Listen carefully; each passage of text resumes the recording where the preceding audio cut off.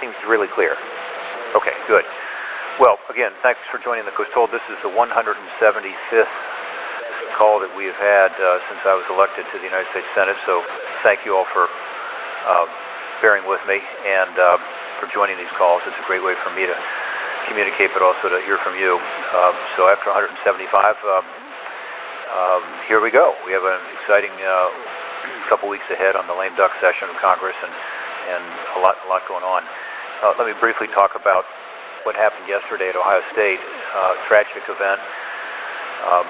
I give a lot of credit to the first responders who reacted so quickly and so effectively. In particular, I want to commend Ohio State police officer Alan Harushko. He's a guy who took such swift action at the scene that I think he certainly avoided more injuries and potentially fatalities. And, it's just remarkable that he was able to stop the attacker so quickly. I just spoke to Chief Kim Jacobs,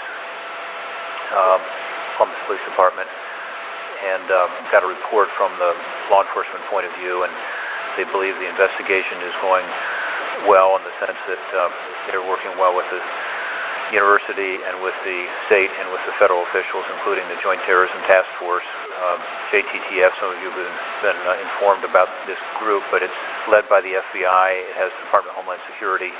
ATF is there, Alcohol, Tobacco, and Firearms, also the Department of Justice. And the main role we have in this is to ensure that those federal agencies are working seamlessly with the local community to get to the bottom of this and ensure that we're keeping the campus safe first, but second, we find out what happened here to avoid this happening in the future.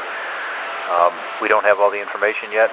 We do know this guy was a refugee. We know he's from Somalia originally and then went to Pakistan with his family. We know he was 18 years old. We know that based on some of his online communication that he looks to be someone who may have been self-radicalized. But we are still waiting to get all the information.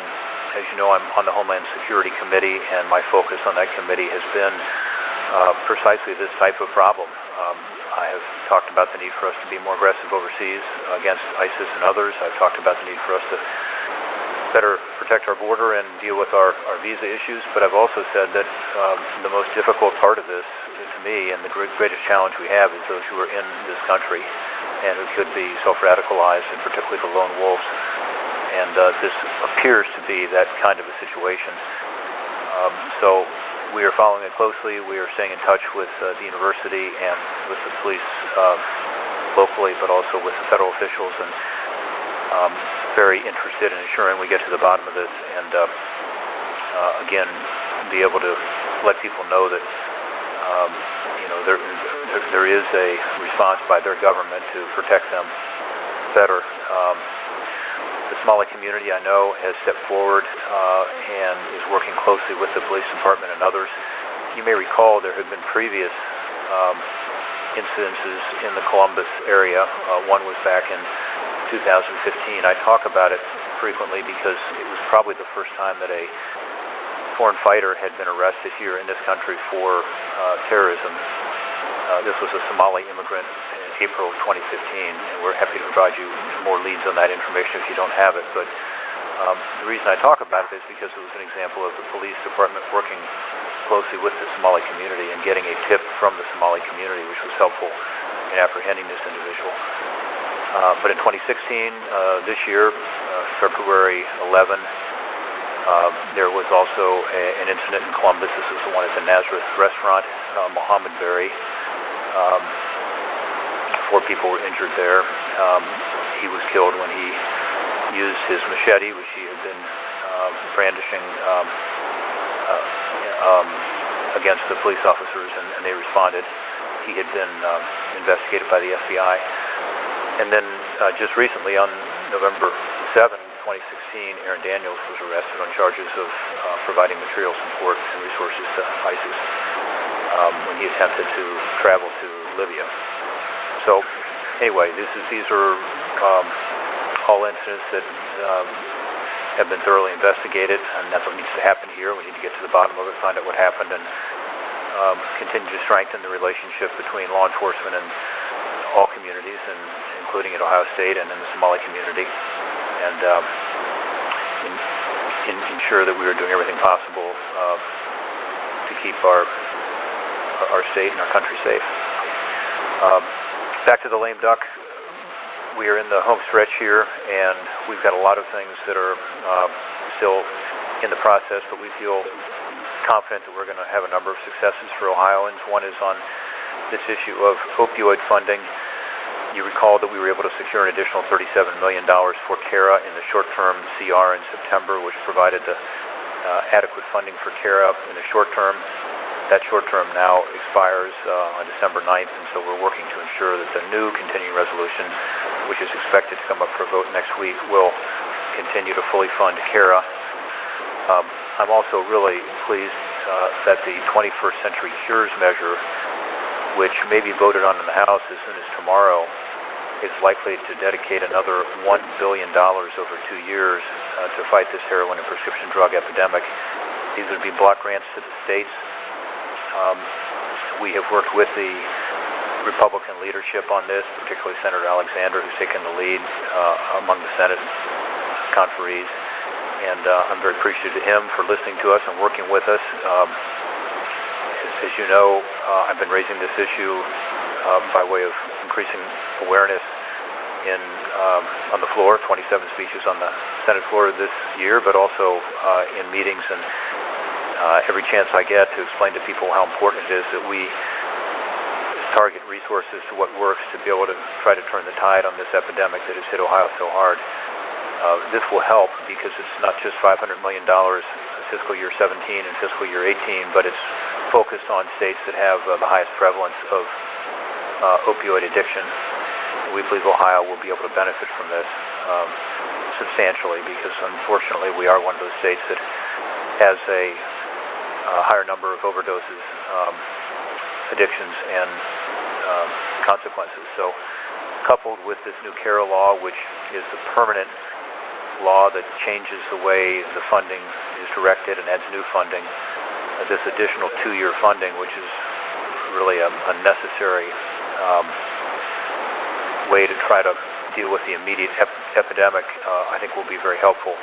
This comes from not appropriated money, but this is part of the broader 21st Century Cures Act and is mandatory spending, meaning it comes out of other mandatory programs, which you can do in the context of something like the 21st Century Cures Act because it deals with so many healthcare issues. So that's the big news that could, again, be voted on in the House as recently as day after tomorrow or tomorrow even. And it would then come over to the Senate, and I think it's likely to pass the House and the Senate. Speaking of the Cures bill, the House is slated to vote on the entire bill. As I said, it has a lot of provisions that are not related to opioids, but focus on the core of the bill, which is medical innovation, medical research. There's a medical innovation package in there designed to accelerate discovery, development, delivery of new cures and treatments. It increases funding for NIH, for instance, but also for the FDA to get new cures and treatments approved more quickly. And I'm pleased that this bill contains a number of legislative initiatives to help Ohio, both for Medicare and Medicaid, seniors and those on low incomes. I'm not going to highlight every single provision here, although if you're interested, we'd love to talk to you about it. But there are 3 things we were able to secure, I think, that are particularly important. One, the bill ensures that patients are able to continue to receive cancer care from outpatient facilities in their community. This benefits a lot of facilities in Ohio, including, by the way, the OSU James Cancer Center in Columbus, connected with OSU. Second, the bill ensures people with disabilities will continue to have access to complex wheelchair accessories that they rely on for a fully functioning life. And this is legislation that we've been successful in, including in the past. Third, the bill ensures that seniors are able to keep the Medicare Advantage plans that they like and want. Ohio's a big Medicare Advantage state, as you know. Almost 38% of seniors now in Ohio are on Medicare Advantage. And I'm proud of our work on this bill. For more information, let us know. You can contact Kevin or Emily. We can send you more. We also sent a press release out on this yesterday in some detail if you're interested in that. There are a bunch of other priorities we're pushing for over the next couple weeks. One is the Miners Protection Act. You recall this got out of the Finance Committee before the election. We got some bipartisan support for it, which was important. We're now trying hard to get this passed in one vehicle or another. We had hoped to get it in the Cures Act. That doesn't look possible now, and now we're hoping to get it in the continuing resolution. There are two aspects to it. One is the pension protection, the other is the health care. As I've talked about in the past, there are thousands of miners who lose their health care protection at the end of this year, so that's particularly urgent. And in my conversations with leadership today and with some of my colleagues, including Senator Manchin and Senator Capito, I believe we do have a lot of support to try to deal with this issue before the end of the year. Second, we've got the Energy Efficiency Bill and the National Park Centennial Bill, both of which are in the House Senate Energy Conference right now. Again, I'm pushing to get those done this year. This is legislation I worked on for 5.5 years on the energy efficiency front and a couple years on the National Parks Bill, and it's important to get those finished before we're out of session and have to start over again. In the Defense Bill, the National Defense Authorization Act, we have a number of provisions that we are promoting. The one I think that has the most chance of passing that has immediate impact in Ohio is to require the Air Force to submit a strategy to modernize our aging aircraft that are the kind of aircraft we have in Youngstown at the 910th Air Wing. This is the C-130J models, the newer models, to replace the aging C-130Hs. This is a high priority for YARS, our Youngstown Air Reserve Station. In the WRDA bill, the WRDA conference report, that's the Water Resources Development Act. That's the last big bill I think that's likely to pass. In addition to the ones I mentioned, we have a number of priorities in there, including our Great Lakes Restoration Initiative, also the Flint Drinking Water Agreement that I worked out with 3 of my colleagues. That's pretty much intact in the legislation now. And then finally, something that focuses just on Cleveland, requiring the dredging of the Cleveland Harbor by the Army Corps, and also stopping the dumping of the dredge in the lake, in Lake Erie. That's in this legislation, the WRDA bill. So we're continuing to work hard, and we've got a number of provisions, as you can tell, in this legislation that affect Ohioans and Ohio families, and we're going to fight hard to get those done in the next few weeks. The 21st Century Cures Act, she basically is saying that the money for NIH or opioids is political cover for huge giveaways to giant drug companies.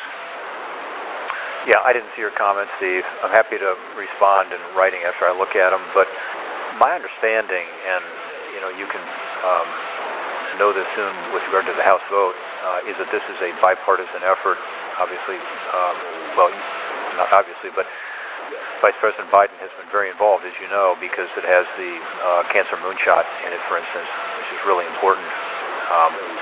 And it is dramatic increases in funding for NIH and also for FDA to speed the approval of some of these life-saving drugs. So I didn't hear her comments, but I think she is not reflecting the views of most Republicans or Democrats who believe that this would really help to be able to save lives. And I think it's if we pass this legislation, including with this incredible $500 million a year in opioid funding, it will make a big difference in the health of Ohioans. So I think it looks like very important legislation that we ought to pass. But I will look at her comments based on your suggestion and get back to you if you're interested.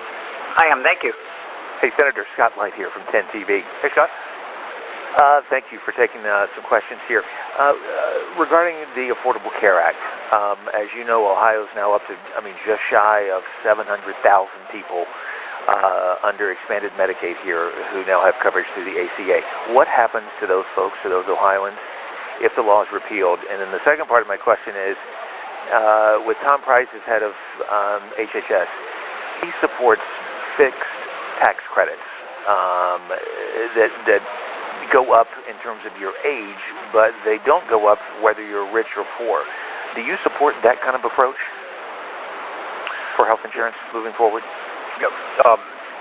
First of all, you're right. In Ohio, most people who are covered under the ACA are covered because of the expansion of Medicaid, and it's important not to pull the rug out from under people. I don't know precisely how all this is going to happen, but my understanding is that whereas there will be legislation that will be introduced and could pass, which says that many parts of the Affordable Care Act, Obamacare, would be repealed, that there would be a transition period, and specifically that the message would be clear that people who are on the exchanges or people who are now covered by Medicaid who were not covered previously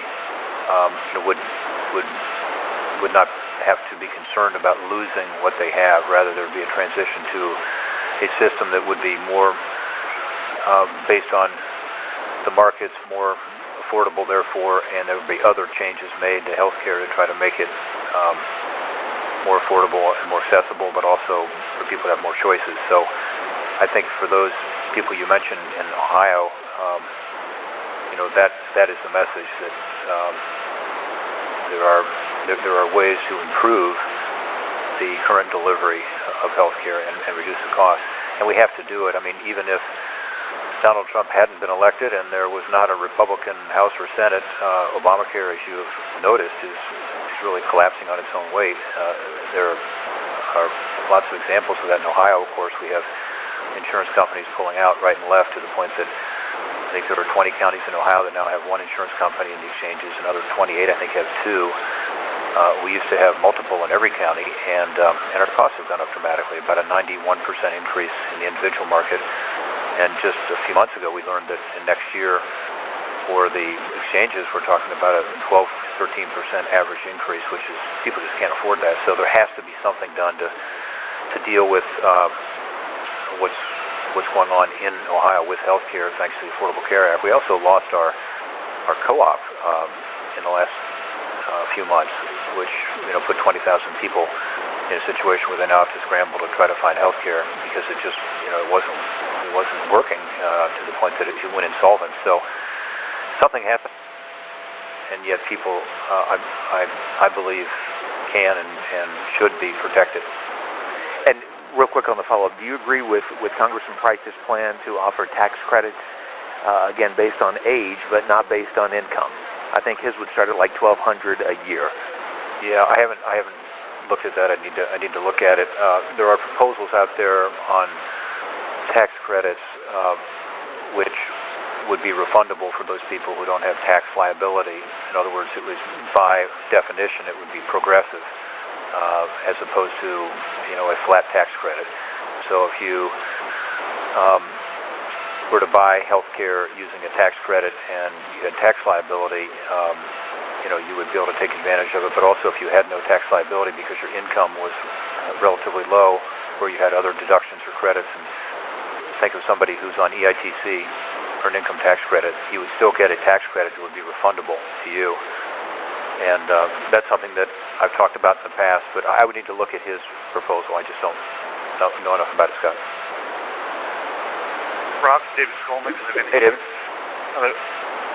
What are your thoughts on Tim Ryan and Minority Leader the vote tomorrow? Oh, gosh, I don't know. You probably know more about it than I do.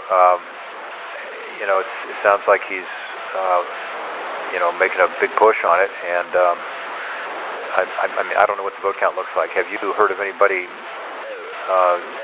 even in Ohio, have people made their decisions? Have you heard of vote count? It's looking like he's probably got about 30-ish or so. Just in a general sense, though, your thoughts on him as in that position? Well, I understand what he's saying, and the leadership there on the Democratic side is got some questions to answer, and also has been around a while. But I just don't follow it closely enough to know what his prospects are. But I understand that there must be frustration on his side of the aisle, and maybe he'll do better than 30 as a result.